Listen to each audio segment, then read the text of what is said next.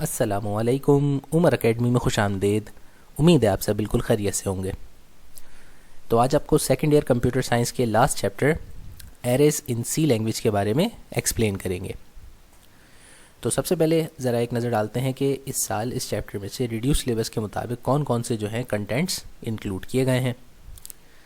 तो अगर हम रिड्यूस सिलेबस में देखें तो हमें इस चैप्टर से सिर्फ 4 बेसिक टॉपिक्स हैं जिनको जो है एक्सप्लेन करना है, जिसमें से फर्स्ट जो मेजर टॉपिक है वो है डिफाइनिंग एन एरे, कि एरे होती क्या है, एरे को इनिशलाइज किस तरीके से कराते हैं, ये हमें डिफ़ाइन करना है। उसके बाद सेकंड जो हमारा टॉपिक होगा वो एरे ही से रिलेटेड है कि एरे के इंडिविजुअल एलिमेंट्स को किस तरीके से आप जो है रेफ़र कर सकते हैं, एक्सेस कर सकते हैं और यूज़ कर सकते हैं। तो एरे की ब्रीफ डिस्क्रिप्शन और उसके जो है बुनियादी टॉपिक्स को इंक्लूड किया गया है।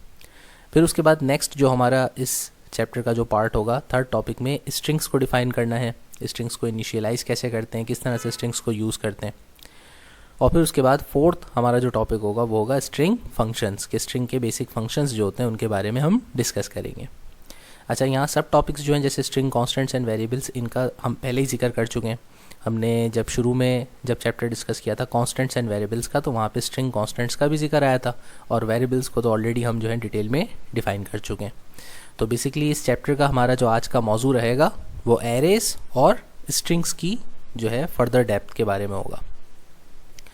तो सबसे पहले बिस्मिल्लाह पढ़ते हैं और डिफ़ाइन करते हैं कि आखिर एरेज क्या होते हैं।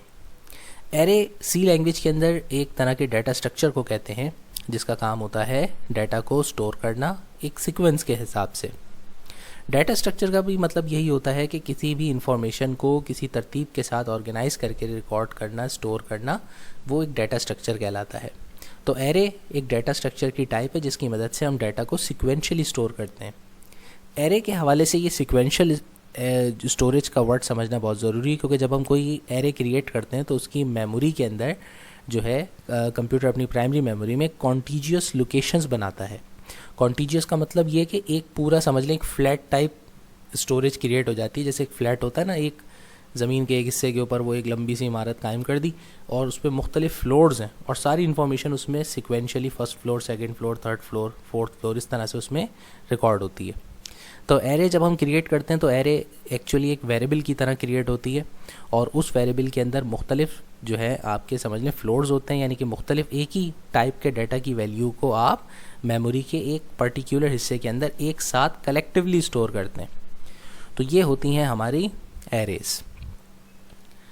कोई भी एरे जो होती है वो किसी एक ही पर्टिकुलर डाटा टाइप की इंफॉर्मेशन को होल्ड करती है, यानी कि आप जब एरे को डिफ़ाइन करते हैं, एरे की डिफाइनिंग, डिक्लेरेशन और इनिशियलाइजेशन, ये तीनों चीज़ें बिल्कुल जस्ट लाइक नॉर्मल जैसे हम सी लैंग्वेज में किसी भी वेरिएबल्स के साथ करते हैं, तो सेम बिल्कुल वैसे ही हम जो है एरे के साथ भी ट्रीट करते हैं कि बिल्कुल उसी पैटर्न पर हम जो है उसकी डिक्लेरेशन करेंगे, इनिशियलाइजेशन करेंगे, सेम वैसे ही स्टेप्स होते हैं हमारे, ठीक है ना। सिंटैक्स भी ऑलमोस्ट सेम होता है। तो किसी भी एरे का जो नाम होता है, जो उसका आइडेंटिफायर होता है, वो भी बिल्कुल उसी रूल्स के तहत रखा जाता है जैसे एक नॉर्मल वेरिएबल के लिए होते हैं। अब उसमें करते क्या है कि हम जब कोई एरे क्रिएट करते हैं तो हमें एरे के साथ एरे की एक लेंथ भी डिफ़ाइन करनी पड़ती है कि इसके अंदर कितने इंडिविजुअल एलिमेंट्स मौजूद हैं, यानी कि ये जो फ्लैट बना रहे हैं आप, तो ये कितने फ्लोर का बना रहे हैं, तो ये सबसे पहले एरे की जो है डिक्लेरेशन के साथ मेंशन करना होता है।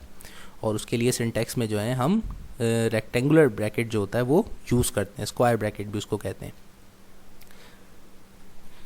जितने भी एरे के अंदर एलिमेंट्स स्टोर होते हैं उन तमाम एलिमेंट्स को जो है एक पर्टिकुलर एड्रेस भी लोकेट किया जाता है जिसको इंडेक्स नंबर कहा जाता है एरे का। किसी भी एरे का जो एलिमेंट्स का जो इंडेक्स होता है वो स्टार्ट हमेशा ज़ीरो से होता है। तो ज़ीरो इंडेक्स जो होता है वो आपके फर्स्ट आपके एलिमेंट की लोकेशन को शो कर रहा होता है। फिर उसके बाद सब्सिक्वेंट जितने भी एलिमेंट्स होते हैं वो ज़ीरो के बाद फिर कॉन्टीन्यूस काउंटिंग बढ़ती चली जाती है जहाँ तक आप उसकी लेंथ को डिफ़ाइन करते हैं, ठीक है भाई। तो एड्रेस के हिसाब से जब आप याद रखें कि आपको कोई एलिमेंट को कॉल करना है तो हमेशा जो सबसे लोएस्ट एड्रेस होता है वो ज़ीरो होता है और फिर ज़ीरो एड्रेस पे आपकी फ़र्स्ट वैल्यू जो है वो सेव होती है। तो फ़र्ज़ करें अगर आपने कोई लिमिट दी है अपनी एरे की 10, तो उसका मतलब उसका एड्रेस जो होगा वो 0 से लेके 9 तक होगा।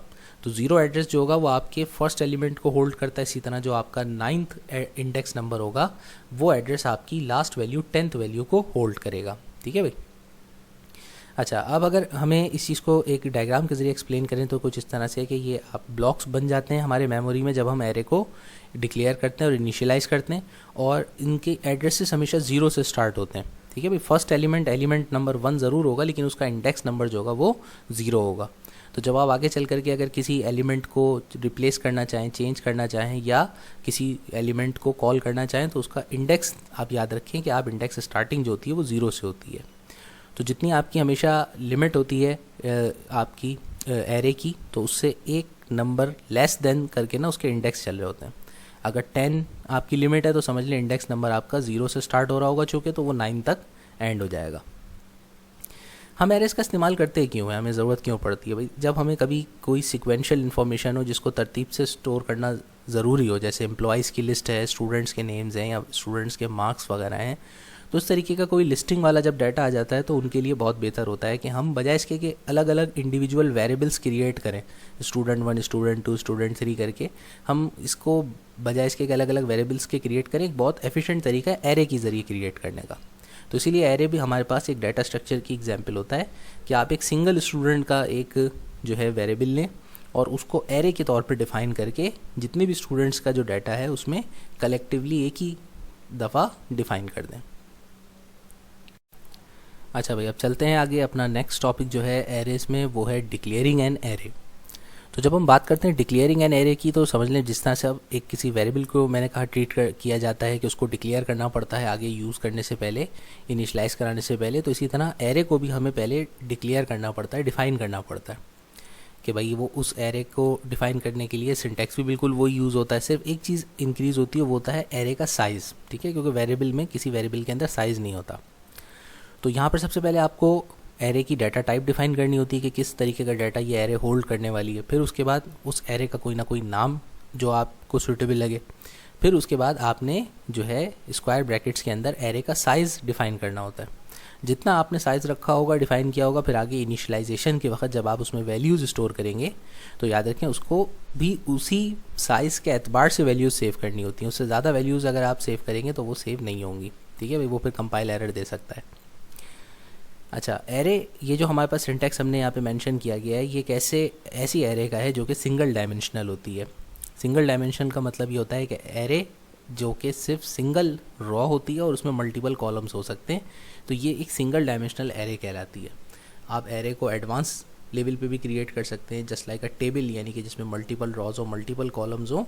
आप एक फुल मैट्रिक्स फॉर्म में एक बहुत कम्प्लेक्स एरे भी क्रिएट कर सकते हैं। ठीक है, पर हमारे सिलेबस के अंदर जो है अभी इस साल सिर्फ सिंगल डायमेंशनल एरेज के बारे में जिक्र किया है, तो हम आपको जो है इसी के बारे में बताते हैं, वरना उसको क्रिएट करना भी आसान होता है। सिर्फ उसमें रॉज और कॉलम्स जो हैं यहाँ पे एरे साइज़ में डिफ़ाइन किए जाते हैं, तो एरे हमारी फिर ज़रा कम्प्लेक्स साइज़ की हो जाती है, बाकी फंक्शनिंग सेम रहती है। अच्छा, डाटा टाइप एरे को डिफ़ाइन करते वक्त कोई सी भी, जितनी भी सी की डाटा टाइप्स हैं उनमें से कोई सी भी डाटा टाइप ली जा सकती है। एरे का नाम सेम उसी तरीके से रखेंगे जैसे कि आइडेंटिफायर के रूल्स हैं, जो वेरिएबल के नेम रखने के रूल्स हैं वही यहाँ पर आपके एप्लीकेबल होंगे। साइज़ की कोई लिमिट नहीं है, साइज़ आप जो आपका सूटेबल हो वो दे दें, लेकिन बस ये याद रखें कि इनिशियलाइजेशन के वक्त जो साइज़ है उतनी ही आपकी वैल्यूज़ होनी चाहिए। अब यहाँ मिसाल के तौर पे एक एरे डिक्लेयर करके दिखाइए कि हमने जो है 10 लोगों का जो है वेट रिकॉर्ड करना था, तो उसके लिए हमने जो है एक वेट नाम की एक एरे क्रिएट करी, या बल्कि यहाँ इसका साइज़ 5 रखा है, तो आप 10 लोगों का डाटा सेव नहीं कर सकते, आप सिर्फ 5 का ही डाटा सेव कर सकते हैं। अगर 10 लोगों का करना है तो फिर आपको साइज़ भी यहाँ पे कितना डिफाइन करना पड़ेगा, 5 की जगह पे 10 लिखना पड़ेगा। अब चूँकि वेट जो होता है किसी का फिक्स नहीं होता, होल नंबर्स में नहीं आता, किसी का वेट जो होता है कुछ उसमें डेसिमल पार्ट भी हो सकता है, तो बेस्ट ये है कि वेट को डिफाइन करते वक्त डाटा टाइप फ्लोट रखें। तो यहाँ पे डाटा टाइप हमने फ्लोट रखी है, फिर वेट वेरिएबल का नाम रखा है और आगे उसकी लिमिट जो है, उसका जो साइज़ है वो 5 डिफाइन किया है। ठीक है भाई, तो ये 5 लोगों का डाटा होल्ड कर सकती है। अगर 10 लोगों का रखना है तो उस 5 को चेंज करके 10 करना पड़ेगा। ठीक है, अच्छा, उसके बाद हमारे पास अब डिक्लेरेशन के बाद अगला जो स्टेप होता है किसी भी एरे का, वो होता है इनिशियलाइजेशन। इनिशियलाइजिंग का मतलब होता है कि एरे को डिफ़ाइन करना वैल्यूज़ को, कि आपके जो एरे के जो आपने साइज़ डिफ़ाइन किया उस साइज़ के हर एलिमेंट की वैल्यू को आप जो है वो डिक्लेयर करते हैं, डिफ़ाइन करते हैं, तो इसे कहते हैं इनिशियलाइजिंग एन एरे।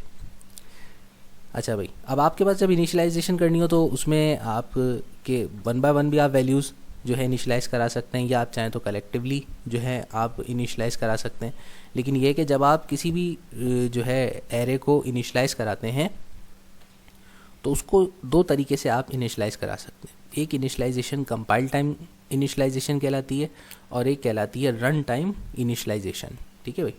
अच्छा, अब अगर फ़र्ज़ करें आपने गलती से किसी एरे को डिक्लेयर कर दिया लेकिन उसको इनिशियलाइज़ नहीं कराया, आपने उसको ना डिफ़ाइन नहीं किया उसकी वैल्यूज़ को, तो फिर उस मेमोरी लोकेशन के ऊपर जो है आपकी रैंडम वैल्यूज़ या कोई गार्बेज वैल्यू जिसको कहते हैं वो एग्जिस्ट करेगी। ठीक है भाई। अच्छा, अब इनिशियलाइजेशन के दोनों जो तरीके हैं उनको बारी बारी एक्सप्लेन करते हैं, उसको सैम्पल प्रोग्राम की मदद से भी समझाएंगे कि किस तरीके से एरे को आप इन मेथड्स के ज़रिए इनिशियलाइज़ कर सकते हैं। तो सबसे पहला जो हमारा होता है कंपाइल टाइम। कंपाइल टाइम एक ऐसी इनिशियलाइजेशन होती है जिसमें आप प्रोग्राम की कोडिंग करते वक्त उसके एलिमेंट्स को डिक्लेयर करते हैं, डिफ़ाइन कर देते हैं। ठीक है ना। अब आपने जैसे एक वेरिएबल लिया, उस वेरिएबल की आपने डिक्लेयर करने के बाद उसकी वैल्यूज़ भी नीचे मेंशन कर दी। तो जो आपने वैल्यूज़ प्रोग्राम की कंपाइलिंग से पहले ही आपने मतलब रनिंग से पहले ही अगर डिफ़ाइन कर दी तो उसे कहते हैं कंपाइल टाइम डिक्लेरेशन या इनिशियलाइजेशन। और अगर आपने कोई ऐसा रखा कि आपने वेरिएबल आपने एरे ऐसे रखी कि इसकी वैल्यूज़ जो है आप चाहते हैं कि यूज़र ख़ुद प्रोग्राम के एग्जीक्यूशन के दौरान डिफ़ाइन करे, कि प्रोग्राम रन हो उससे इनपुट पूछा जाएगा भाई बताओ वैल्यूज़ क्या हैं, और जब वो वैल्यू इंटर करे तो आप उसको डायरेक्ट जो है एरे के अंदर लोड कर दें, तो ये कहलाती है फिर रन टाइम कंपाइलेशन, वो रन टाइम इनिशियलाइजेशन। तो जब कंपाइल टाइम एरे इनिशियलाइजेशन होती है तो उसमें हमने जो है प्रोग्राम की कोडिंग के वक्त ही जो हमने एरे क्रिएट की होती है उसकी वैल्यूज़ को भी उसी वक्त स्पेसिफिकली मेंशन कर देते हैं, ताकि फिर बाद में यूज़र को इनपुट ना करना पड़े। अब जैसे ऊपर हमने मिसाल दी थी कि जो है हमने 5 लोगों का वज़न 5 लिमिट रखी थी अपनी एरे की, और वहाँ पर वेट मेंशन किया था लोगों का। तो हमने उसकी इनिशियलाइजेशन कैसे करेंगे, उस जिसको हमने ऊपर डिक्लेयर किया था, तो इस तरह से करेंगे कि हम यहाँ पर इंडिविजुअल वैल्यूज़ मेंशन कर देंगे।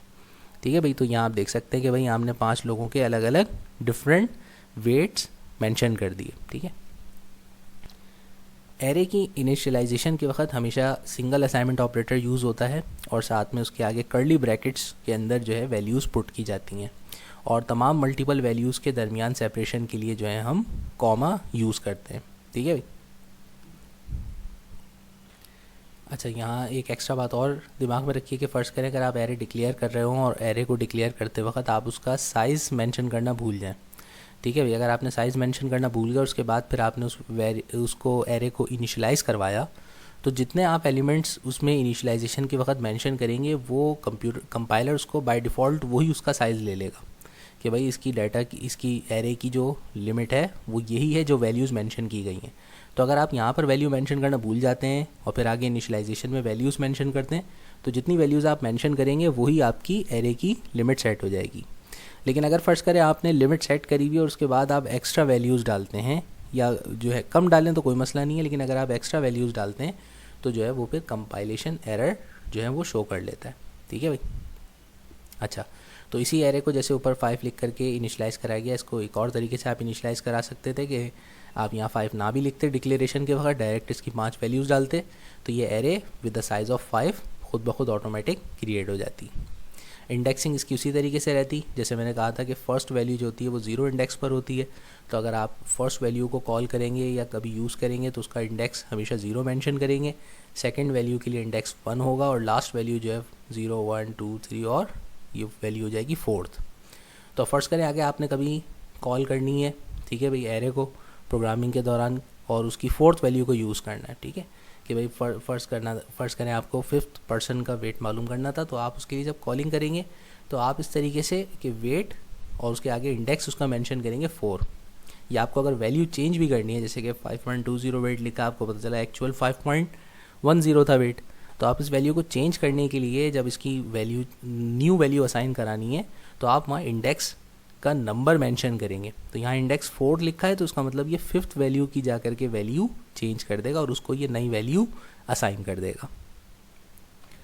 तो प्रोग्राम बनाते वक्त आप जब कभी भी एरे को यूज़ करें तो ये एरे की जो इंडेक्सिंग वाली बात है इसको ज़रा दिमाग में रखिएगा, क्योंकि अक्सर जो है कंपाइल करते वक्त या प्रोग्राम की कोडिंग करते वक्त ये कंसेप्ट मिस हो जाता है, तो गलती से जो है वो जो प्रोग्राम में एलिमेंट्स के जो सीक्वेंस होती है, जैसे 5 एलिमेंट्स है तो दिमाग में वही चल रहा होता है 5th एलिमेंट, तो उसका एड्रेस भी 5 डाल देते हैं।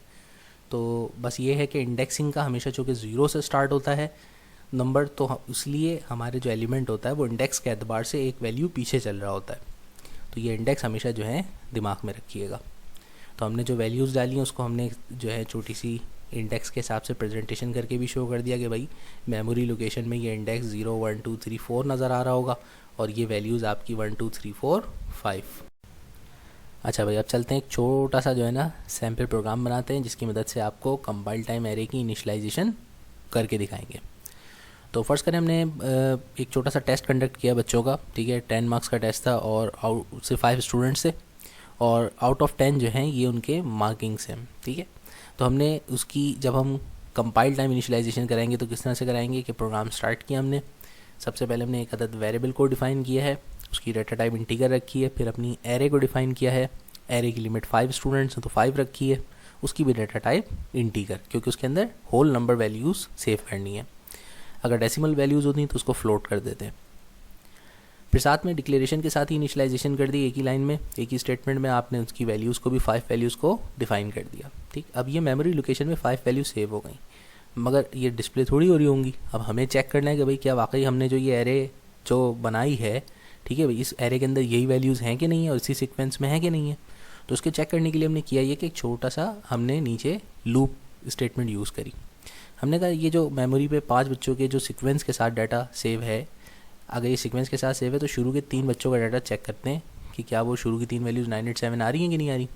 तो हमने किया ये कि भाई नीचे फॉर लूप दिया, वहाँ पे जो वेरिएबल डिक्लेयर किया था उसको यूज़ करते हुए स्टार्टिंग वैल्यू उसकी 0 रखी और कंडीशन दी कि भाई उसकी वैल्यू लेस देन 3, ठीक है भाई। तो ये लूप चलेगा 0 से लेस देन 3, यानी कि 0 1 2। अब चूँकि 0 से स्टार्टिंग इसलिए करी क्योंकि आपको पता है इंडेक्स जो होता है वो भी 0 से स्टार्ट होता है, तो यहाँ पे 0 से जो है लेस देन 3 2 तक चलेगा, तो शुरू की 3 वैल्यूज़ इंडेक्स की काउंट हो जाएंगी, ठीक है। फिर उसके बाद जैसे ही 3 तक पहुँचेगा तो ये स्टॉप हो जाएगा। फिर नीचे हमने प्रिंट स्टेटमेंट दी कि हर दफ़ा जैसे जैसे ये लूप 0 से 2 तक जो है रन करे, तो हर दफ़ा जो इंडेक्स पे यहाँ पे देखो मार्क्स के साथ क्या लगाया मैंने, ए। तो मार्क्स के साथ ए लगाने का मतलब ये था कि जब लूप रन कर रहा हो तो यहाँ पर जब फर्स्ट टाइम लूप रन करे तो इंडेक्स की वैल्यू 0, तो मार्क्स के साथ आगे इंडेक्स 0 आ रहा हो तो वो 0 इंडेक्स पे जो वैल्यू होगी वो उसको डिस्प्ले करेगा। 0 इंडेक्स पे उसको 9 को सबसे पहले डिस्प्ले करना चाहिए। फिर उसके बाद जब ये काम करने के बाद दोबारा ऊपर जाएगा इंक्रीमेंट के बाद लूप में, तो अगली वैल्यू वो इंक्रीमेंट के बाद 1 कर देगा। तो यहाँ पर जब वो नीचे प्रिंट पे आएगा तो इंडेक्स ए की वैल्यू यानी कि इंडेक्स की अगली वैल्यू ए की 1 हो जाएगी। 1 पर उसे 8 को प्रिंट करना चाहिए, फिर इसी तरीके से 2 पर उसको 7।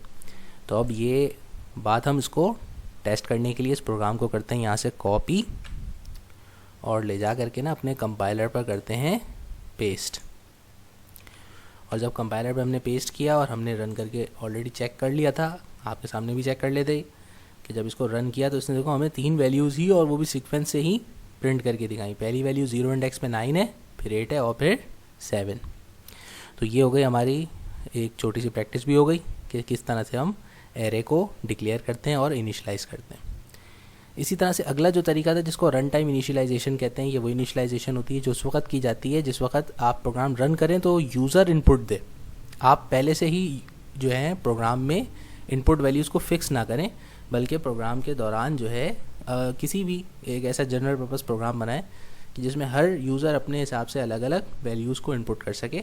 तो फिर हम जो एरे की इनिशियलाइजेशन उस प्रोग्राम के लिए कराएंगे उसे रन टाइम इनिशियलाइजेशन कहते हैं। ये इनिशियलाइजेशन इनपुट आउटपुट फंक्शंस की मदद से होती है, जैसे स्कैन एफ हो गया, गेट हो गया। तो जब तक कॉमन तो स्कैन एफ होता है, तो लिहाजा स्कैन एफ की मदद से ये प्रोग्राम हमने बनाया है इसका।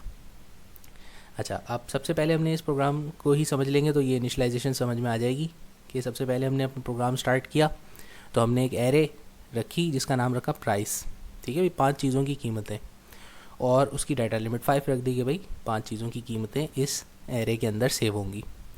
चूँकि कीमतें हैं वो होल नंबर्स में होंगी तो इसलिए हमने डाटा टाइप इंटीजर रख दी। इसी तरीके से आगे हमने 2 सपोर्टिंग वेरिएबल्स ए और बी यूज़ किए, उनकी भी डाटा टाइप इंटीजर रख दी। फिर उसके बाद हमने नीचे प्रिंट स्टेटमेंट एक मैसेज प्रिंट किया इंटर एरे एलिमेंट, कि यहाँ जो एरे एलिमेंट है उसको जो है मैसेज प्रिंट हो जाएगा। अब आगे जो है यूज़र फिर इनपुट देगा। अब यूज़र जो इनपुट देगा तो फिर साथ में लूप स्टार्ट हो जाएगा।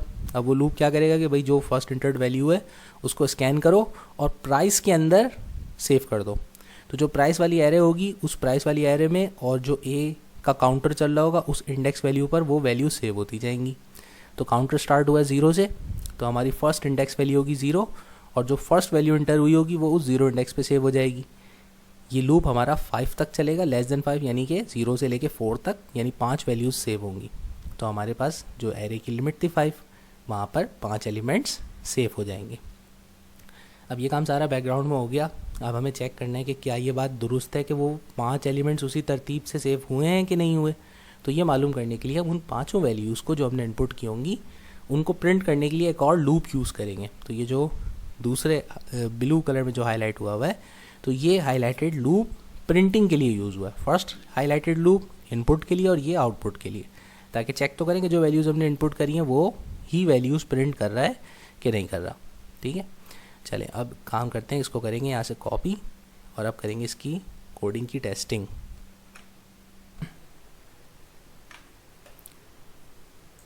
अच्छा भाई, तो यहाँ हमने अपना प्रोग्राम जो है उसमें थोड़ी सी कोडिंग में चेंजिंग्स भी करी है ताकि आपको समझने में आसानी रहे। तो अब इस प्रोग्राम को हमने रन किया है, तो इसने सबसे पहले हमें जो है स्टार्टिंग में क्या प्रिंट स्टेटमेंट यूज़ करी कि एरे के एलिमेंट्स टाइप करो, ये वाला मैसेज आ गया। ठीक है ना। अब हम उसके बाद जो यहाँ पर इंटर करेंगे वो सारे के सारे हमारी जो हमने ऊपर एरे डिफ़ाइन की है, डिक्लेयर करी है, वहाँ पर जाकर ये सारे जो है एलिमेंट्स सेव हो जाएंगे। तो मैं सबसे पहली वैल्यू सेव करता हूँ 9। ठीक है भाई, इंटर, फिर दूसरी 8, फिर तीसरी 7, 6, 5। ठीक है भाई, जैसे 5 पर आया तो उसके बाद ये 5 कंप्लीट हो गए, तो ये एरे के एलिमेंट सेव होगा। फिर मैंने नीचे जो नेक्स्ट लूप यूज़ किया था उसकी मदद से मैंने उन एलिमेंट्स को जो मैंने सेव किए हैं उनको प्रिंट करवाना था। अब मैंने यहाँ पे थोड़ी सी जो कोडिंग में चेंजिंग्स करी वो ये कि एरे एलिमेंट्स को प्रिंट करवाते वक्त मैंने दोनों चीज़ों को मेंशन किया कि इंडेक्स भी प्रिंट हो जाए और साथ में उस इंडेक्स नंबर पर कौन सी वैल्यू प्रिंट है ये भी नज़र आ जाए। ठीक है ना। तो आप देखिए, जब 5 एलिमेंट्स होंगे तो आपका इंडेक्स 0 से स्टार्ट होगा और 4 पे एंड हो जाएगा। तो मैंने यहाँ पर मेंशन किया हुआ था कि बी जो काउंटर है वो इंडेक्स वैल्यूज़ को शो कर रहा है और उस इंडेक्स वैल्यूज़ पर जो आपकी प्राइस के ऊपर जो वैल्यू सेव है वो वैल्यू आप उसके सामने प्रिंट कर दो। तो उसने सबसे पहले एरे एलिमेंट इंडेक्स 0 पर वैल्यू प्रिंट हुई 9। क्यों? क्योंकि मैंने जो फर्स्ट इनपुट के वक्त एलिमेंट इंटर किया था वो भी था 9। इसी तरह सेकेंड एलिमेंट था 8, तो इंडेक्स 1 पर एलिमेंट प्रिंट हो गया 8। इसी तरह 2 पे 7, 3 पे 6 और 4 पे 5। तो ये हमारी जो है एक एग्जाम्पल हो गई कि किस तरीके से आप रन टाइम इनिशियलाइजेशन करा सकते हैं अपनी एरे की। ठीक है भाई। तो ये उस सूरत में जब हमारे पास प्रोग्राम किसी जनरल पर्पज़ के लिए हो और आप कई यूज़र के ऊपर आप छोड़ देंगे, डिफरेंट यूज़र जो यूज़ कर रहा है प्रोग्राम को वो अपनी ज़रूरत के एतबार से अपनी इनपुट वैल्यूज़ जनरेट करे, तो फिर आप एरे की इनिशियलाइजेशन जो होती है वो इस तरह से रन टाइम इनिशियलाइजेशन कराते हैं। अच्छा भाई, अब उसके बाद नेक्स्ट हमारा जो टॉपिक है वो है एक्सेसिंग एरे एलिमेंट्स, कि एरे के एलिमेंट्स को किस तरीके से एक्सेस किया जाता है या मॉडिफाई किया जा सकता है। तो आपको उसके लिए भी वही कंसेप्ट कि भाई इंडेक्स का कंसेप्ट बहुत अच्छे तरीके से समझ में आया हुआ हो। इतना मुश्किल नहीं है, बहुत आसान टॉपिक है। तो बस इंडेक्स को अगर आप समझते हैं तो फिर आप उस एरे के किसी भी एलिमेंट की वैल्यूज़ को मॉडिफाई भी कर सकते हैं या उस वैल्यू को किसी प्रोग्राम के दूसरे हिस्से में जो है इस्तेमाल भी कर सकते हैं। ठीक है। अब जैसे मिसाल के तौर पर मैंने जो प्राइसेस सेव करी थी उसमें मैंने कहा कि भाई जो आपकी जो थर्ड इंडेक्स पर जो प्राइस है वो है आपकी किसी चेयर की प्राइस को शो कर रही है। तो अगर मुझे वो आगे कंप्यूटेशन में जो थर्ड वैल्यू है हमारी जो इंडेक्स की उसको किसी चेयर की प्राइस को अलोकेट करना है, तो मैं उसके लिए करूँगा क्या कि यहाँ पे जो है चेयर का वेरिएबल क्रिएट करूँगा और उसके साथ इनिशियलाइजेशन के वक्त मैं जो है उसको प्राइस और साथ में उसका इंडेक्स कि इस एरे का ये जो थर्ड एलिमेंट है वो एक्चुअली इस वेरिएबल की प्राइस है, तो इस तरीके से मैं वो वैल्यू इस वेरिएबल को असाइन कर दूँगा। ठीक है भाई। अच्छा भाई, यहाँ पर हमारा जो है एरे का टॉपिक हो जाता है ख़त्म। बस लास्ट एक छोटा सा आपकी जो है इन्फॉर्मेशन में इजाफा करने के लिए एक छोटा सा टॉपिक है मल्टी डायमेंशनल एरेज़। तो एरे जो होती है हमारी, जो हमने अब तक जितनी भी ऊपर डिस्कस करी हैं, ये सारी सिंपल एरेज़ होती हैं, इनको यूनी डायमेंशनल या सिंगल डायमेंशन भी कहते हैं। इसमें सिर्फ एक सिंगल रॉ होती है और मल्टीपल कॉलम्स कह लें आप, हर एलिमेंट जो होता है वो कॉलम की तरह आपकी डिफरेंट वैल्यूज़ को शो कर रहा होता है। तो इसके इसी तरह से हम अपने एरेज़ को एक मल्टीपल लेवल पर, यानी कि उसमें मल्टीपल रॉज हों, मल्टीपल कॉलम्स हों, टेबल की तरह क्रिएट कर सकते हैं। तो वो जो हमारी फिर एरे क्रिएट होती है वो एडवांस लेवल पर वो कहलाती है मल्टी डायमेंशनल एरे। तो उसको क्रिएट करने के लिए हमारे पास सेम जो हम सिंटैक्स यूज़ करते हैं, तो उसमें सिर्फ साइज़ जो मेंशन करते हैं सिंगल, तो वो साइज़ 200 में स्प्लिट करके डिफाइन होता है। एक कहलाता है रॉ साइज़ और एक कहलाता है कॉलम साइज़, ठीक है भाई।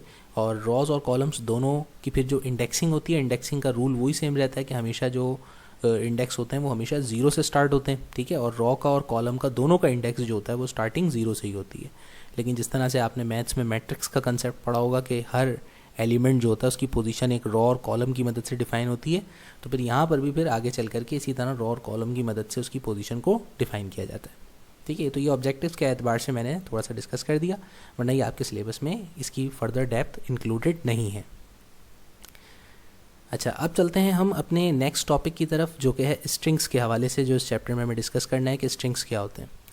आपको पता है हमने डाटा टाइप्स का जिक्र किया था, तो सी प्रोग्रामिंग लैंग्वेज के अंदर डाटा की जो टाइप्स हैं उसमें स्ट्रिंग को ऐसा बेसिक डाटा टाइप नहीं यूज़ किया जाता। तो आप मुख्तलिफ नंबर्स को शो कर सकते हैं इंटीगर्स की मदद से, फ्लोट की मदद से, डबल्स की मदद से, और जो है आपके पास मुख्तलिफ कैरेक्टर्स को आप इनपुट ले सकते हैं। लेकिन स्ट्रिंग ऐसा basic data type C language में काउंट नहीं होती। स्ट्रिंग होता है क्या? स्ट्रिंग एक ऐसी डाटा टाइप होती है जिसके अंदर नंबर्स, अल्फ़ा न्यूमेरिक वैल्यूज़ और स्पेशल कैरेक्टर्स वो सारे के सारे आप जो है इंक्लूड कर सकते हैं, तो वो स्ट्रिंग डाटा टाइप कहलाती है। स्ट्रिंग बहरहाल डाटा टाइप नहीं है सी में, लेकिन स्ट्रिंग को यूज़ करने के लिए आप एरेस का इस्तेमाल कर सकते हैं कि आप एरे की मदद से आप एरे की डाटा टाइप कैरेक्टर सेट करके आप अपनी स्ट्रिंग वैल्यूज़ को सेव करा सकते हैं, स्ट्रिंग्स को डिक्लेयर करा सकते हैं, स्ट्रिंग्स को इनिशियलाइज़ करा सकते हैं, और उसके फिर मुख्तलिफ स्ट्रिंग के बाकायदा सी के अंदर बिल्ट इन फंक्शंस हैं जो कि स्ट्रिंग हैंडलिंग फंक्शंस कहलाते हैं, उनको भी यूज़ कर सकते हैं। तो अब स्टार्ट करते हैं अपने जो है स्ट्रिंग्स के हवाले से, आपको जो है एक एक करके हर टॉपिक की डिटेल बताते हैं। तो स्ट्रिंग्स जो होते हैं सी लैंग्वेज के अंदर उनको सिंगल डायमेंशनल एरेज भी कहा जाता है, और तमाम स्ट्रिंग्स जो होते हैं वो टर्मिनेट हो जाते हैं नल कैरेक्टर, यानी उनके अख्ताम जो होता है, एंडिंग वैल्यू जो होती है वो एक नल वैल्यू होती है, ठीक है, यानी कि उसकी टर्मिनेशन को शो करता है स्ट्रिंग की। इसी तरह से हम स्ट्रिंग्स को इस्तेमाल करते हैं। क्यों स्ट्रिंग्स का इस्तेमाल करने का मकसद ये होता है कि हमारे पास प्रोग्राम की रीडेबिलिटी जो होती है, या किसी जगह प्रोग्राम के अंदर जो डिफाइनिंग करनी होती है वैल्यूज़ वगैरह की, तो उसमें थोड़ा सा स्ट्रिंग्स की मदद से हमें सहूलत हो जाती है, ठीक है।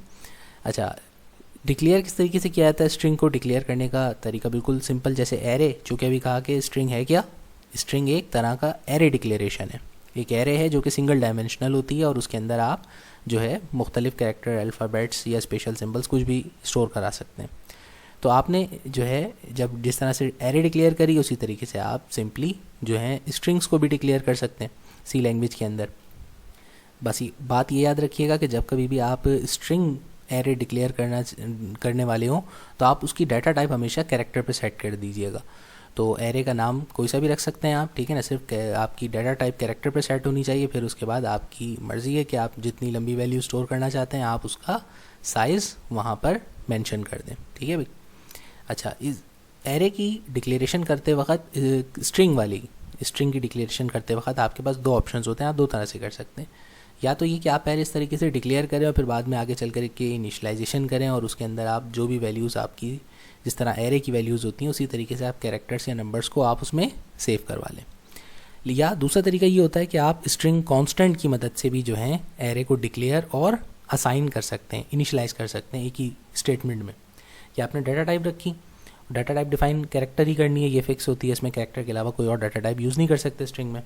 फिर उसके बाद फिर आपने जो है स्ट्रिंग का नाम जो भी सूटेबल है, उसकी लेंथ, और फिर साथ में जो है असाइनमेंट ऑपरेटर के बाद अगर आप डबल कोटेशन मार्क्स यूज़ करते हैं और डबल कोटेशन मार्क्स के अंदर जो कुछ भी लिखेंगे आप, तो वो स्ट्रिंग कांस्टेंट के तौर पे ट्रीट होगा, ठीक है। क्योंकि आपको याद होना चाहिए कि डबल कोटेशन मार्क्स जो होते हैं वो स्ट्रिंग कांस्टेंट के लिए यूज़ होते हैं, और सिंगल कोटेशन मार्क के अंदर जब आप कैरेक्टर लिखते हैं तो वो कैरेक्टर कांस्टेंट को शो करता है। बाकी जो हमने एरे के हिसाब से बातें करी थी, जो सारे पॉइंट्स वहाँ डिक्लेयर किए थे कि आप लेंथ डिफ़ाइन करना ज़रूरी है। अगर आप लेंथ नहीं डिफ़ाइन करेंगे तो जितनी भी आगे आपने वैल्यूज़ मेंशन की होंगी या जो कांस्टेंट मेंशन किया होगा वही उसकी लेंथ के तौर पे काउंट होगा, ठीक है भाई। अच्छा, जब हम कभी एरे को डिक्लेयर करते हैं तो अगर हमने एरे स्ट्रिंग कांस्टेंट की मदद से डिफ़ाइन कर रहे हैं तो फिर हमें जो है नल कैरेक्टर मेंशन करने की ज़रूरत नहीं होती, वो बाय डिफ़ॉल्ट उसको जो है नल कैरेक्टर को कंपाइलर ऐड कर लेता है। वरना अदरवाइज़ अगर आप जो है दूसरे तरीके से फर्स्ट मेथड के ज़रिए जब आप इनिशियलाइजेशन करवा रहे हो स्ट्रिंग एरे की, तो फिर वहाँ पर आपको सबसे लास्ट जो आपका कैरेक्टर होता है उसको नल कैरेक्टर को मेंशन करना ज़रूरी होता है। अच्छा, अब इसकी मिसालें कि हम इसको जो है आपको इनिशियलाइज़ करके भी दिखाते हैं। जैसे फर्स्ट मेथड जो बताया था इनिशियलाइजेशन का, उसके तरीके डिक्लेरेशन का, उसके तरीके से अगर आप एरे के एलिमेंट्स को डिफाइन करेंगे तो इस तरह से करेंगे कि आपने जैसे कि फर्स्ट करें ग्रीटिंग नाम का एक जो है स्ट्रिंग एरे क्रिएट किया, उसकी डाटा टाइप कैरेक्टर रखी, जितने एलिमेंट्स उसके अंदर रखने हैं उतना आपने उसका साइज़ यहाँ डिफाइन कर दिया, और फिर उसके बाद हर इंडिविजुअल कैरेक्टर को आपने कैरेक्टर कांस्टेंट की तरह शो करना है। और लास्ट में आपने सबसे आखिर में जब आपके सारी वैल्यूज़ फिक्स आपकी डिफाइन हो जाए तो अपना लास्ट कैरेक्टर आपने नल कैरेक्टर शो करना है, जो कि इसकी एरे की टर्मिनेशन को शो करता है। वरना डायरेक्टली आप इसको जैसे स्ट्रिंग कांस्टेंट की मदद से शो करना चाहें तो आप यही चीज़ को आप डायरेक्टली जो है ब्रैकेट डबल कोटेशन मार्क्स के अंदर आप उन वैल्यूज़ को डायरेक्टली मेंशन कर सकते हैं। तो फिर आप ज़ीरो मेंशन ना भी करें तो उससे कोई फ़र्क नहीं पड़ता। अच्छा भाई, अब चलते हैं आगे। हमारा जो नेक्स्ट टॉपिक है स्ट्रिंग्स के हवाले से वो है स्ट्रिंग हैंडलिंग फंक्शंस का। तो हमारे पास सी प्रोग्रामिंग लैंग्वेज हमें मुख्तलिफ़ किस्म के स्ट्रिंग हैंडलिंग फंक्शंस प्रोवाइड करती है, और ये उनके बिल्ट इन फंक्शंस होते हैं, इनको लाइब्रेरी फंक्शंस भी कहा जाता है। और ये आपकी जो है string.h की जो फाइल होती है, इस फाइल के अंदर जो है ये सेव होते हैं। तो आपको स्टार्टिंग में जब स्ट्रिंग फंक्शंस यूज़ करना हो तो आपको प्री प्रोसेसर डायरेक्टिव के तौर पे string.h की फ़ाइल को लोड करना ज़रूरी है। ठीक है भाई, तो ये हेडर फाइल आप मेंशन करेंगे तो आपके स्ट्रिंग के फंक्शंस भी जो हैं वो लोड हो जाएंगे। वैसे तो स्ट्रिंग्स के हवाले से हमारे पास बहुत सारे फंक्शंस हैं, लेकिन उसमें से हमने बुनियादी तौर पे जो बेसिक कॉमनली यूज़ फंक्शंस हैं उनमें से आपके लिए 5 सेलेक्ट किए हैं। ठीक है, वरना तो 10-15 फंक्शंस हैं। अच्छा, सारे फंक्शंस, मज़े की बात, सारे फंक्शंस आपके पास कंपाइलर्स पे एक ही कंपाइलर पे नहीं रन करते। जैसे अगर आपके पास टर्बो C++ कंपाइलर है तो ज़्यादातर फंक्शंस उसके स्ट्रिंग्स के उसके ऊपर जो है एग्जीक्यूट हो जाते हैं। जैसे मैं ऑनलाइन कंपाइलर यूज़ करता हूँ तो उसमें इनमें से एक जो फंक्शन है ना स्ट्रिंग रिवर्स वाला, ये उसमें डिफाइन नहीं हुआ होता है, तो ये उसके बिल्ट इन फंक्शन में ऐड नहीं है, तो ये रन नहीं करेगा। बाकी सारे फंक्शंस जो हैं वो सारे के सारे रन करेंगे। ठीक है भाई। अच्छा, तो बेसिक फंक्शंस जो होते हैं हमारे पास जो कि स्ट्रिंग्स के हवाले से सी में डिफाइन हुए हैं, उनमें से सबसे पहला जो है वो आपका स्ट्रिंग की कॉन्कैटिनेशन का होता है। इस कॉन्कैटिनेशन का मतलब होता है दो स्ट्रिंग्स वैल्यूज़ को जोड़ना। ठीक है भाई, तो कभी भी दो स्ट्रिंग वैल्यूज़ हों, अगर आप उनको मर्ज करके सिंगल वैल्यू में जो है कन्वर्ट करना हो तो उसके लिए आप स्ट्रिंग जो है इसको कॉन्कैटिनेशन कहते हैं, STRCAD। तो ये आपका कॉन्कैटिनेशन कॉम्बिनेशन के लिए यूज़ होता है। इसी तरह किसी स्ट्रिंग की लेंथ को अगर आपको डिफाइन करना हो कि भाई ये जो मैंने स्ट्रिंग मेंशन किया है इसकी कितनी लेंथ है, इसमें कितनी जो है इंडिविजुअल वैल्यूज़ इंक्लूडेड है, तो उसके लिए आप स्ट्रिंग लेंथ का फंक्शन यूज़ करते हैं। स्ट्रिंग रिवर्स करता ही है एक्चुअली कि ये किसी भी स्ट्रिंग वैल्यू को जो आपने एंटर की होती है उसको रिवर्स कर देता है। यानी कि अगर आपने लिखा हुआ है कोड CODE तो उसको रिवर्स करके लिखेगा, जो लास्ट लेटर है वो पहले लिखेगा और जो फर्स्ट लेटर है वो सबसे आखिर में चला जाएगा। तो उस तरीके से वो सारी CODE की जगह EDOC लिखा हुआ नज़र आएगा, तो ये स्ट्रिंग की वैल्यूज़ को रिवर्स करके शो करता है। इसी तरह स्ट्रिंग कॉपी का जो फंक्शन होता है वो ये कि एक स्ट्रिंग की वैल्यू को किसी दूसरे स्ट्रिंग की वैल्यू के ऊपर कॉपी करने के लिए इसको इस्तेमाल किया जाता है। जो लास्ट में है स्ट्रिंग कंपैरिजन वाला फंक्शन, तो इस फंक्शन की मदद से आप किसी भी दो स्ट्रिंग वैल्यूज़ के जो फर्स्ट कैरेक्टर्स होते हैं उनकी S की वैल्यूज़ को कंपेयर करते हैं। यानी कि दो स्ट्रिंग से उनका जो भी फर्स्ट कैरेक्टर होगा उसकी जो S की वैल्यू होगी आपकी, उन S की वैल्यूज़ का डिफरेंस जो है आपको कैलकुलेट करके वो बता देगा। अब ये सारे फंक्शन इस तरह से डिफाइन करने से तो आपको समझ नहीं आएंगे, तो लिहाजा आपको प्रोग्राम के ज़रिए इनकी वर्किंग भी दिखा देता हूँ ताकि आप और अच्छी तरीके से इन सारे कंसेप्ट्स को अंडरस्टैंड कर लें। ठीक है, तो हमने एक सैम्पल प्रोग्राम बनाया और एक ही प्रोग्राम इस तरह से बनाया कि उसकी मदद से सारे स्ट्रिंग फंक्शंस आपको क्लियर हो जाएंगे। तो प्रोग्राम का जो पहला हिस्सा है जो कि ग्रीन से हाईलाइटेड है, ये सारी बेसिक प्रिलिमिनरी हैं हमारी जो हमें ज़रूरत पड़ेगी इस प्रोग्राम के लिए। कि हमने सबसे पहले जो है आपने स्टार्ट किया, पहला प्री प्रोसेसर डायरेक्टिव studio.h यानी कि स्टैंडर्ड इनपुट आउटपुट जो फाइल होती है हेडर फाइल वो यूज़ करी। इसी तरह चूँकि आपने स्ट्रिंग फंक्शंस यूज़ करने तो आपको स्ट्रिंग की हेडर फाइल भी लाजमी मेंशन करनी पड़ेगी। तो ये दोनों हमने एक स्टैंडर्ड इनपुट आउटपुट और एक स्ट्रिंग की हेडर फाइल को मेंशन किया। फिर उसके बाद जब हमने प्रोग्राम स्टार्ट किया तो उसमें हमारे पास स्ट्रिंग का एक हमने वेरिएबल एक स्ट्रिंग एरे क्रिएट करी, उसका साइज़ रखा 15। साइज़ हमने बड़ा ही रखा ताकि उसकी ज़्यादा से ज़्यादा वैल्यूज़ को जो है हम इसमें ऐड कर सकें। आगे फिर आपकी मर्ज़ी है कि आप उसमें कुछ भी ऐड कर सकते हैं जो 15 की प्लेसेस तक आता हो। तो फर्स्ट जो हमने स्ट्रिंग की एरे क्रिएट करी उसके अंदर वैल्यू रखी, यहाँ पे हमने डिफ़ाइन कर दी इनिशलाइज़ करते वक्त कि यहाँ पे हमने वैल्यू उमर रखनी है, और सेकंड स्ट्रिंग जो डिफ़ाइन किया है डिक्लेयर किया वहाँ पे इनिशलाइजेशन के वक्त उसकी वैल्यू फिक्स कर दी अकेडमी। अब ये देखें दोनों मैंने डबल कोटेशन मार्क्स की मदद से शो किए हैं, तो गोया ये दोनों के दोनों स्ट्रिंग कांस्टेंट के तौर पे काम कर रहे हैं। फिर एक थर्ड स्ट्रिंग एरे क्रिएट किया, ठीक है ना, इसको ब्लैंक रखा, इसको सिर्फ डिक्लेयर किया, इसको इनिशलाइज़ नहीं किया, यानी इसके अंदर कोई वैल्यू मैंने डिफ़ाइन नहीं की है, ठीक है। ये मैंने क्यों नहीं करी वो इसलिए क्योंकि आगे इसको यूटिलाइज़ करूँगा और ऊपर की वैल्यूज़ को इसमें कॉपी करके कॉपी वाला फंक्शन आपको एक्सप्लेन करूँगा। इसी तरीके से एक थर्ड हमने जो है ना 3 स्ट्रिंग्स डिफ़ाइन करने के बाद, 3 एरेज डिफ़ाइन करने के बाद एक वेरिएबल डिफरेंस के नाम से भी क्रिएट किया है, ठीक। अच्छा, अब सबसे पहला मैं आपको कंपैरिजन वाला फंक्शन जो है समझाता हूँ। कंपैरिजन वाला फंक्शन बताया था कि 2 स्ट्रिंग वैल्यूज़ की जो फर्स्ट कैरेक्टर्स होते हैं उनकी एस की वैल्यूज़ को जो है वो कंपेयर करता है, ठीक है ना। तो अब हम करते ये हैं कि इस प्रोग्राम को करते हैं कॉपी, ठीक है, और उसके बाद आपको एक एक करके जहाँ तक हमने स्टेटमेंट्स डिफ़ाइन कर रहे हैं उसको एग्जीक्यूट करके भी दिखाते हैं। तो हमने यहाँ से यहाँ तक का प्रोग्राम पहले अभी अपने फर्स्ट फंक्शन तक का कॉपी किया है और उसको यहाँ पे कंपाइलर पे आके पेस्ट करेंगे।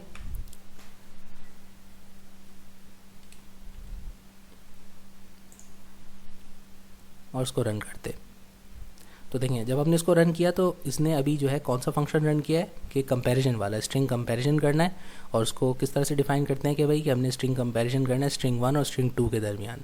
तो स्ट्रिंग 1 जो है वो हमारी फर्स्ट एरे है जिसके अंदर वैल्यू सेव है उमर, और सेकंड वैल्यू जो है स्ट्रिंग जो है उसकी वैल्यू सेव है अकेडमी। अब इन दोनों का फर्स्ट लेटर अगर देखा जाए तो एक है यू और एक है ए। तो यू का एस की कोड और ए का एस की कोड, ये एस की कोड्स दोनों के सिस्टम से उठाएगा और उन एस की कोड्स का डिफरेंस लेगा कि भाई इसके एस की कोड में इसके एस की कोड में क्या डिफरेंस है। तो आप चेक कर सकते हैं कि जो यू है उसका एस की कोड होता है 85 और जो उसका ए का जो एस की कोड होता है वो 65 होता है। तो उन दोनों का डिफरेंस होता है 20। तो इसने difference between string values is 20। तो इस फर्स्ट फंक्शन ने बिल्कुल सही काम किया, ठीक है भाई।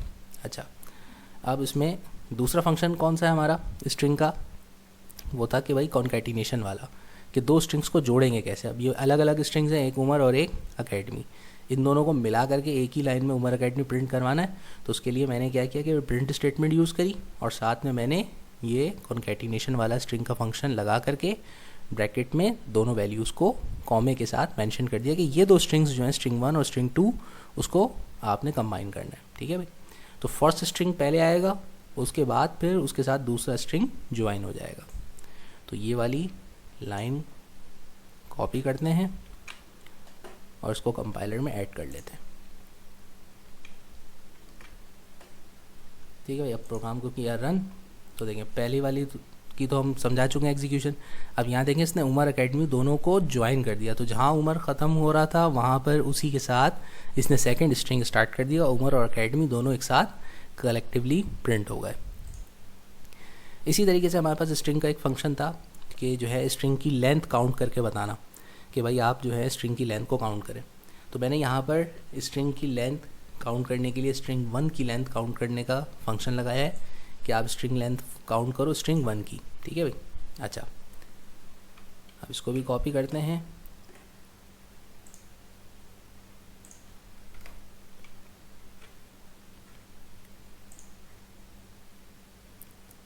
तो अब इसने स्ट्रिंग लेंथ दी है 11। अब आप कहेंगे सर जो फर्स्ट स्ट्रिंग है उसमें तो सिर्फ 1 2 3 4 वैल्यूज़ हैं, तो ये 11 क्यों शो कर रहा है। तो ये इसलिए कर रहा है क्योंकि इससे पहले हमने जो फंक्शन यूज़ किया है वो 2 स्ट्रिंग्स को मर्ज करने का किया है। तो जब स्ट्रिंग 1 के साथ मर्ज हो गया स्ट्रिंग 2, तो स्ट्रिंग 1 की जो वैल्यू है वो सिर्फ उमर नहीं रही, उसके साथ कंबाइन होने के बाद उमर अकेडमी। तो यहाँ देखें 1 2 3 4 डिजिट्स तो यहाँ पर हैं हमारे पास 4 वैल्यूज़, और यहाँ पर 1 2 3 4 5 6 7, तो 4 और 7 मिला करके चूँकि स्पेस नहीं था बीच में, तो ये स्पेस को उसने छोड़ करके, स्पेस तो था ही नहीं तो उसको काउंट नहीं किया, इसने 4 और 7 को प्लस करके 11 वैल्यू रिटर्न कर दी, ठीक है ना। क्योंकि अब ये स्ट्रिंग 1 सिर्फ उमर नहीं रहा है क्योंकि इसमें कॉन्कैटिनेशन हो चुकी है, तो अब अकेडमी उसके साथ प्लस हुआ हुआ है। अब अगर इस फंक्शन को मैंने इससे पहले किया होता कॉपी, जैसे कि मिसाल के तौर पे इसको यहाँ से कर लेते हैं कट, और हम जो है इसको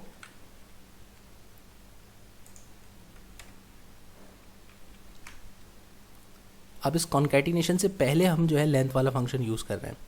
तो अगर अब हम इसको रन करते तो length of first string is 4 आ रहा है। ठीक है भैया, अब आप देख रहे हैं कि उसने लेंथ ऑफ फर्स्ट स्ट्रिंग कितनी थी 4, फिर उसके बाद कॉन्कैटिनेशन हुई और फिर उसके बाद आ गया उमर एकेडमी जुड़ा हुआ। ठीक है भाई, तो अब आपको ये उम्मीद है ये कंसेप्ट समझ आ गया होगा। अच्छा जनाब, तो वापस इसकी सेटिंग वैसे ही कर देते हैं।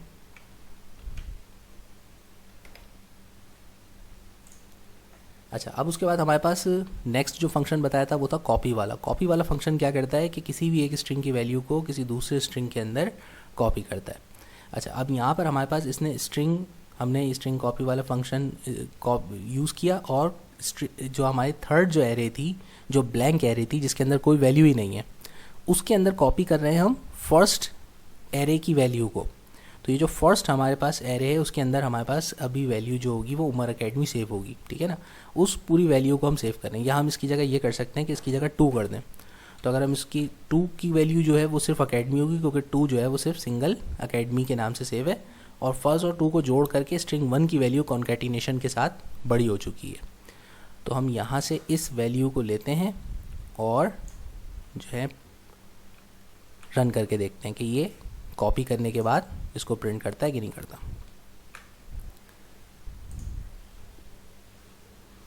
अब आप देखें, हमने वहाँ पे थोड़ी सी वैल्यू चेंज करी थी, स्ट्रिंग 2 कर दी थी, तो उसने स्ट्रिंग 2 के अंदर जो वैल्यू है वो अकेडमी है, उसको उसने कॉपी कर दिया स्ट्रिंग 3 के अंदर, और स्ट्रिंग 3 के अंदर जो उसने कॉपी किया और फिर हमने प्रिंट करवा दिया कि भाई अब प्रिंट करके दिखाओ स्ट्रिंग 3 के अंदर कौन सी वैल्यू है। तो स्ट्रिंग 3 के अंदर वैल्यू है अकेडमी। अब अगर मैं यहाँ पे चेंजिंग करता स्ट्रिंग 2 की जगह स्ट्रिंग 1 लगाता, तो चूँकि स्ट्रिंग 1 के अंदर सिर्फ उमर नहीं है बल्कि कॉन्कैटिनेशन हो चुकी है, तो लिहाजा उसकी वैल्यू जो है वो उमर अकेडमी प्रिंट होगी। ये देखें, तो उसने कॉपीड स्ट्रिंग को प्रिंट कर दिया उमर अकेडमी के नाम से। अच्छा, अब उसके बाद हमारे पास जो लास्ट हमारे ये फंक्शन था स्ट्रिंग रिवर्स वाला, तो ये मैंने कहा था ये वाला फंक्शन ऑनलाइन कंपाइलर पे रन नहीं करता, क्योंकि ये इसके बिल्ट इन फंक्शंस में ऐड नहीं है। तो अगर मैं इसको जब ऐड करूँगा तो ये मुझे एरर दे देगा। ठीक है ना, अभी मैं आपको इसको करके दिखाता हूँ। ये देखें, तो बाकी सारे जितने भी मैंने फंक्शंस यूज़ किए स्ट्रिंग कॉन्कैटिनेशन के, कंपैरिजन के या कॉपी के, तो वो सारे रेड से डिफाइन हो रहे थे। इसका मतलब ये फंक्शन है। ठीक है भाई, इसके अंदर सेम है। बाकी जितने भी जो वेरिएबल्स ऊपर जो डिफाइन किए वो सारे वाइट से शो हो रहे थे, इसका मतलब ये वेरिएबल्स के तौर पर हैं। इसने इस फंक्शन को रेड नहीं किया क्योंकि इसके अंदर बिल्ट इन फंक्शन के तौर पे नहीं है, बल्कि ये किस तरह से ये इसने इसको वेरिएबल कंसीडर किया है। अगर ये इसका बिल्ट इन फंक्शन होता तो ये रेड हो जाता, ये रेड नहीं हुआ, ये इसका बिल्ट इन फंक्शन नहीं है। तो उसको जब रन करूँगा तो ये मुझे बहुत सारे एरर्स शो कर देगा। ठीक है भाई। अच्छा, तो यहाँ पर ये हमारा हो गया टॉपिक हैंडलिंग फंक्शंस का कंप्लीट। अब साथ में हमारा जो स्ट्रिंग्स का जो लास्ट टॉपिक है आज का डिस्कशन का, वो है स्ट्रिंग इनपुट आउटपुट फंक्शंस।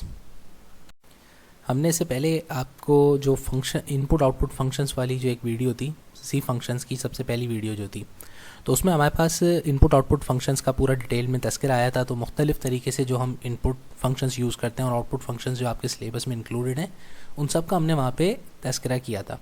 तो अब चूँकि स्ट्रिंग्स के हवाले से यहाँ पे डिस्कशन हो रही है, तो उसी के कुछ टॉपिक्स को मैं यहाँ पे रिवाइज़ करवा रहा हूँ आपको, ताकि आपकी स्ट्रिंग्स के हवाले से इनपुट आउटपुट फंक्शन की जो बेसिक है वो भी क्लियर हो जाए। हम जब स्ट्रिंग्स को इनपुट या आउटपुट करना हो तो उसके लिए हमारे पास जनरली 2 ऑप्शंस होते हैं कि या तो हम स्कैन फंक्शन यूज़ कर सकते हैं या गेट्स फंक्शन यूज़ कर सकते हैं। ठीक है भाई, इनपुट के लिए। इसी तरह स्कैन अगर इनपुट के लिए यूज़ करें तो आउटपुट के लिए प्रिंट एफ फंक्शन यूज़ होगा, और अगर आप गेट्स फंक्शन यूज़ कर रहे हैं तो उसके साथ आउटपुट के लिए पुट्स फंक्शन यूज़ होगा। तो ये 2 फंक्शंस हैं जो कि स्ट्रिंग्स के इनपुट के लिए और आउटपुट के लिए हम जनरली तौर पे यूटिलाइज़ करते हैं। सबसे कॉमनली तौर पर तो सबसे ज़्यादा जो फंक्शन ज़्यादातर यूज़ किया जाता है वो स्कैन फंक्शन यूज़ किया जाता है, कि स्कैन एफ की मदद से हम जो है स्ट्रिंग हो या कोई सी भी हमारी जो भी डाटा टाइप्स होती हैं उनके हम जो है डाटा को इनपुट के तौर पे रीड करते हैं और फिर प्रिंट की मदद से उसको प्रिंट कर देते हैं।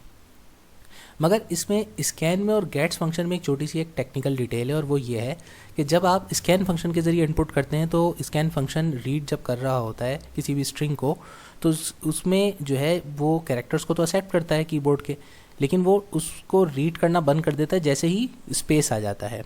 तो जैसे ही अगर आपने कोई लाइन टाइप कर रहे हैं, ठीक है, और उसमें एक आपने वर्ड टाइप करने के बाद अगर आपने स्पेस दबाया तो फिर वो उसको रीड करना बंद कर देगा, यानी कि वो ब्लैंक स्पेस को टर्मिनेशन के तौर पे यूज़ करता है। जबकि अगर आप यूज़ करते हैं गेट्स फंक्शन, तो गेट्स फंक्शन के अंदर ये फैसिलिटी होती है कि ये स्पेस को भी काउंट करता है ऐसा कैरेक्टर के तौर पर, और उसको जब तक कि जो है आपकी लाइन टर्मिनेट नहीं हो जाती उस वक्त तक वो उसको स्ट्रिंग को रीड करना बंद नहीं करता। तो ये दो, इसमें इन दोनों फंक्शंस के दरमियान थोड़ा सा फ़र्क होता है। अब इस फ़र्क को वर्किंग तौर पे समझाने के लिए एक छोटा सा प्रोग्राम बनाएंगे तो उससे हमारी लॉजिक और ज़्यादा क्लियर हो जाएगी। तो हमने यहाँ पे दोनों के कंट्रास्टिंग फीचर्स शो करने के लिए एक तो पहले कोडिंग आपको लिख करके और उसका एक्सपेक्टेड आउटपुट बता दिया कि फ़र्ज़ करें अगर मैं प्रोग्राम जो है स्कैन फंक्शन की मदद से बनाता हूँ, तो स्टार्टिंग करी मैंने एक एरे डिफ़ाइन करी, स्ट्रिंग एरे, ठीक है, उसके आगे लिमिट भी डिफ़ाइन कर दी कि भाई ये 25 कैरेक्टर्स मैक्सिमम हो सकती है, इससे ज़्यादा होगी तो वो फिर उसको रीड वैसे भी नहीं करेगा। फिर उसके बाद नीचे मैंने प्रिंट स्टेटमेंट के ज़रिए एक मैसेज दिया कि आप अपनी वैल्यू इंटर कीजिए, और जो वैल्यू इंटर होगी कीबोर्ड के ऊपर तो फिर वो उसको स्कैन की मदद से स्कैन करेगा और एरे के वेरिएबल, जो मैंने यहाँ पे जो एरे क्रिएट करी है एरे ही के नाम से, तो ये उस एरे के अंदर उसको उस वैल्यू को सेव कर देगा। लेकिन जैसे ही अगर स्पेस आएगा तो ये उसको रीड करना बंद कर देगा। तो जहाँ स्पेस से पहले पहले तक की वैल्यू होगी वो सारी वैल्यूज़ को वो रीड करेगा। तो अगर मैंने टाइप करूँगा स्क्रीन के ऊपर वेलकम टू उमर अकेडमी, तो सिर्फ जो फर्स्ट वर्ड होगा वेलकम वो उसको रीड करेगा, बाकी जो होगा, बाकी स्कैन फंक्शन जो है वो बाकी की वैल्यूज़ को रीड नहीं करेगा। तो डिस्प्ले में आउटपुट में सिर्फ वेलकम ही नज़र आएगा। अब ये हम करते हैं इस बात को साबित करने के लिए, भाई हम करेंगे इस कोडिंग को यहाँ से कॉपी और उसके बाद अपने कंपाइलर पे इसको रन करके देखते। ठीक है भाई, चलें बिस्मिल्लाह। तो अब कह रहा है इंटर अ वैल्यू, तो मैंने कहा चलो जी वेलकम